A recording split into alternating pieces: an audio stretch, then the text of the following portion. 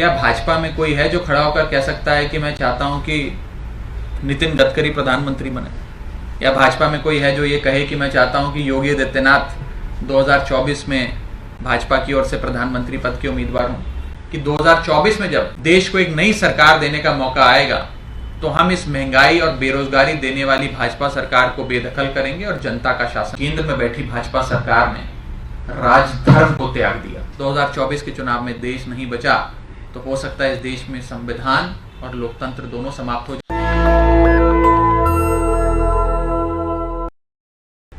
2010 में एक पिक्चर आई थी पीपली लाइव, उसका गाना था सखी सैया तो खूब ही कमात है, महंगाई डायन खाए जाता।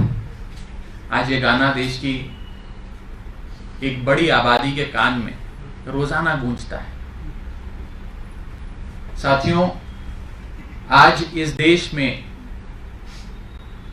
जानलेवा महंगाई है और इस जानलेवा महंगाई के चलते दवाई से लेकर पढ़ाई तक हर चीज महंगी हो गई है।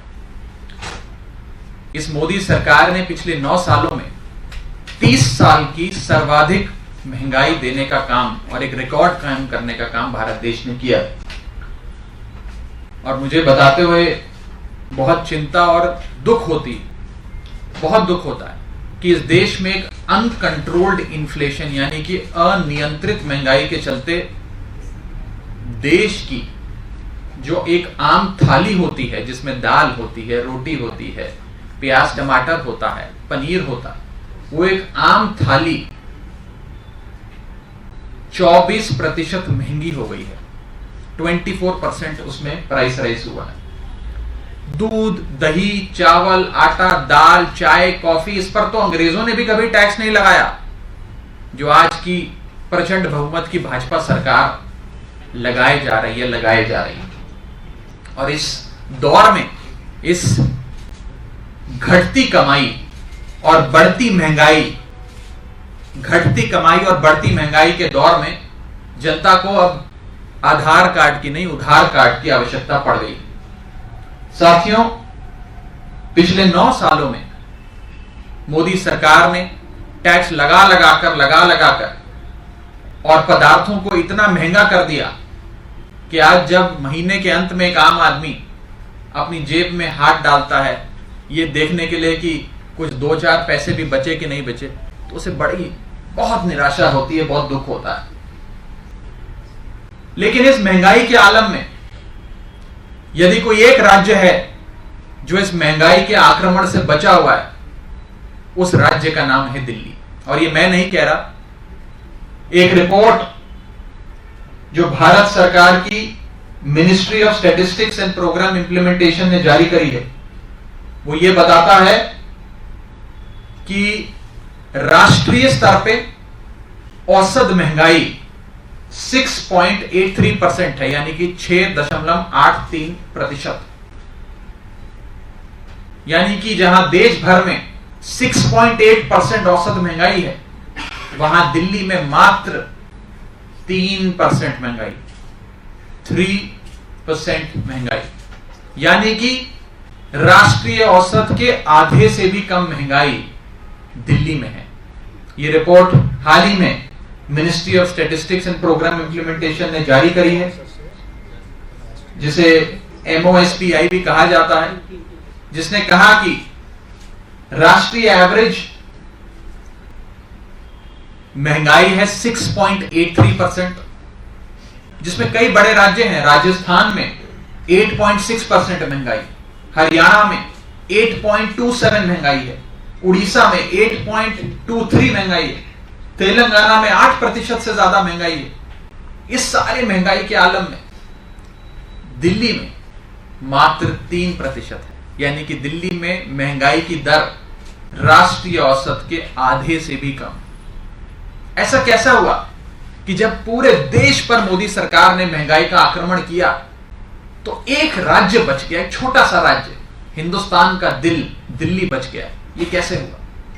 ये इसलिए हुआ कि भाजपा की सरकार के महंगाई के बाणों को ढाल बनकर अरविंद केजरीवाल जी ने रोका और दिल्ली वालों पर भाजपा सरकार के ये महंगाई के बाण लगने नहीं दिए, उन्हें छूने नहीं दिया एक भी बाण, बल्कि ढाल बनकर अरविंद केजरीवाल जी ने एक एक बाण को रोकने का काम किया।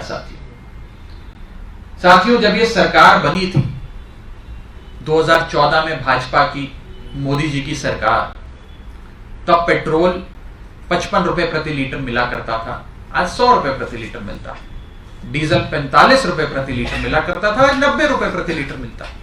दूध लगभग 34-36 रुपए प्रति लीटर मिला करता था, आज 7 रुपए प्रति लीटर मिलता है। गैस का सिलेंडर 400 रुपए का मिलता था, आज लगभग 1100 रुपए का मिलता है। यानी कि महंगाई को डबल ट्रिपल करने का काम जो केंद्र में बैठी सरकार ने किया, उससे जनता आज त्राहिमाम कर रही है। मैं महाभारत का एक अंश आपसे साझा करना चाहूंगा। महाभारत में एक राजा के क्या 36 गुण होने चाहिए उसका उल्लेख किया हुआ, और ये उल्लेख और ये सीख खुद पितामह भीष्म ने बाणों की मृत्यु शैया पे जब वो लेटे हुए थे, खुद युधिष्ठिर को ये 36 गुण जो राजा में होने चाहिए उसका वर्णन करते हुए युधिष्ठिर को सीख दी। उसमें एक गुण था क्रूरता का आश्रय लिए बिना अर्थ यानी धन संग्रह करना, यानी कि राजा को किसी प्रकार की क्रूरता को नहीं, यानी कि खूब टैक्स लगाकर महंगाई कर कर जनता से पैसे वसूल नहीं करने चाहिए। अगर वो करेगा तो वो राजधर्म का पालन नहीं कर रहा राजा। लेकिन केंद्र में बैठी भाजपा सरकार ने राजधर्म को त्याग दिया। लेकिन एक सूबे की सरकार इस देश में ऐसी है जिसने राजधर्म का पालन किया। मेरे नेता अरविंद केजरीवाल जी ने राजधर्म का पालन किया, और पितामह भीष्म ने जो 36 गुण बताए थे जो एक राजा में होने चाहिए, एक प्रशासन चलाने वाले व्यक्ति में होने चाहिए, वो गुण अरविंद केजरीवाल जी में नजर आते हैं। वो गुण प्रधानमंत्री मोदी या भाजपा की सरकार में नजर नहीं आते। साथियों, दिल्ली में महंगाई क्यों कम है? ऐसा क्या हो गया दिल्ली में कि देश में 6.8% महंगाई और दिल्ली में आधे से भी कम दर? यानी कि दिल्ली वालों को क्यों नहीं महंगाई छू रही जो देश के तमाम लोगों को छू रही? वो इसलिए क्योंकि दिल्ली में अरविंद केजरीवाल जी ने एक वेलफेयर मॉडल दिया, जिस मॉडल को मैं कहता हूं केजरीवाल महंगाई राहत मॉडल। अरविंद केजरीवाल महंगाई राहत मॉडल, जिसके तहत दिल्ली के लोगों को 300 यूनिट बिजली मुफ्त मिलती, दिल्ली के लोगों को 20,000 लीटर पानी मुफ्त मिलता, दिल्ली के लोगों को शिक्षा और स्वास्थ्य मुफ्त मिलता है, और दिल्ली की महिलाओं को यातायात की सेवाएं मुफ्त मिलती है, बुजुर्गों को तीर्थ यात्रा मुफ्त मिलती है। और अगर आप इसका जमा करें कितना खर्च बचता है, कितना पैसा बचता है, तो आप देखेंगे कि दिल्ली के एक औसत परिवार की लगभग महीने की बचत करीब 15-16 हजार रुपए प्रति महीना है, जहां 3-4 हजार रुपए बिजली हर महीने बच जाती है, 1,000 रुपए का खर्च पानी पे बच जाता है, 6-7 हजार रुपए की बच्चों की फीस बच जाती है स्कूल की, 3,000 रुपए जो एक परिवार औसतन दवा दवाई पे खर्च करता है वो बच जाता है, 1,000-1,200 रुपए बस का किराया बच जाता है। ये सारी चीजें का जमा अगर आप कर लें तो आप पाएंगे कि 15-16 हजार रुपए कम से कम दिल्ली के लोगों को राहत देने का काम हर महीने अरविंद केजरीवाल जी करते हैं। और इसमें एक और महत्वपूर्ण चीज है, अरविंद केजरीवाल जी बेफजूल की बातें नहीं करते। वो जनता का ध्यान भटकाने के लिए वन नेशन वन इलेक्शन के शिगुफे नहीं छोड़ते। वो जनता का ध्यान भटकाने के लिए भारत देश का नाम बदलने की, इंडिया से भारत करने की गुहार नहीं लगाते। अरविंद केजरीवाल जी देश के मुद्दे, महंगाई हो, बेरोजगारी हो, किसानों पर हो रहे अत्याचार हो, इन मुद्दों के बारे में बात करते हैं, इसका सल्यूशन, इसका हल जनता के बीच रखते हैं, और भारत देश को नंबर 1 देश दुनिया का बनाने का सपना लेकर काम करते हैं, बेफिजूल की बातें नहीं करते। और जिस चीज को, हमारी जिस स्कीम्स के चलते आज दिल्ली में सबसे कम महंगाई है देश भर में, सबसे कम महंगाई देश भर में अगर अरविंद केजरीवाल जी के दिल्ली में है तो वो इसलिए है क्योंकि वेलफेयर स्कीम्स अरविंद केजरीवाल जी ने शुरू करी, जिसे भाजपा के लोग रेवड़ी कहते हैं अरविंद केजरीवाल जी रेवड़ी बांटते हैं। मैं भाजपा के लोगों को कहना चाहूंगा कि ये रेवड़ी नहीं, ये प्रीपेड सेवाएं हैं। प्रीपेड कैसे? इन सारी सेवाओं के लिए आप टैक्स भरते हैं। गरीब से गरीब आदमी भी आज इस देश में टैक्स भरता है। जीएसटी लगा लगा कर हर वस्तु पे आज आपको टैक्स भरना पड़ता है। वो टैक्स कहां जाता है? सरकारों के खजानों में जाता है। कुछ सरकारें हैं इस देश में जो वो पैसा आपका लूट लेती हैं, लेकिन अरविंद केजरीवाल जी की और आम आदमी पार्टी की सरकारें हैं इस देश में जो आप ही का पैसा इन सेवाओं के माध्यम से आपको वापस देती है।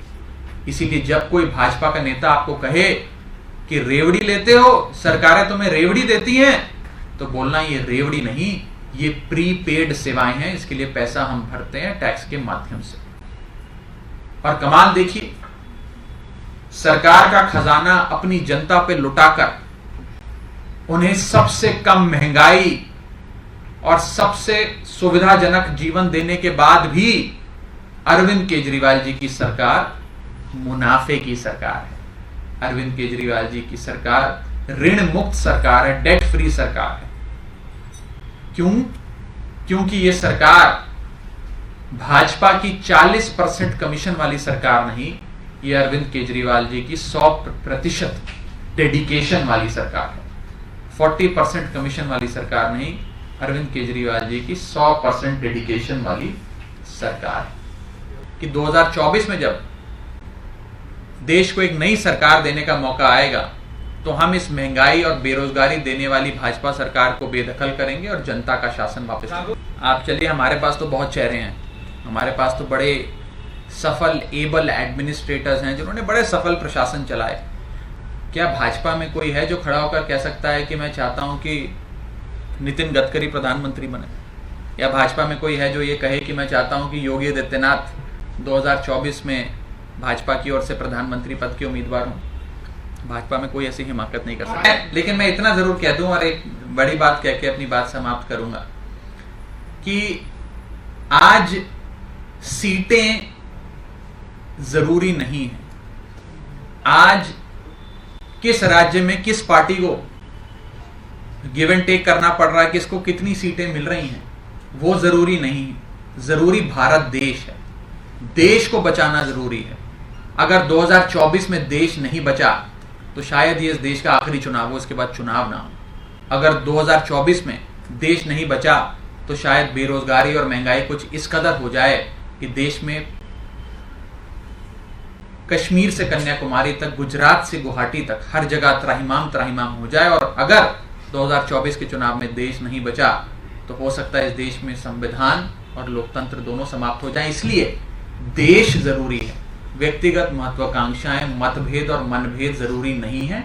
नेशनल दस्तक की आपसे गुजारिश है कि अगर इसको बचाना चाहते हैं तो नेशनल दस्तक को सब्सक्राइब करने के लिए रेड कलर के सब्सक्राइब बटन को दबाएं, फिर बेल आइकन की घंटी दबाएं। नेशनल दस्तक को बचाने के लिए बहुत जरूरी है कि हर खबर को शेयर करें, लाइक करें, कमेंट जरूर करें।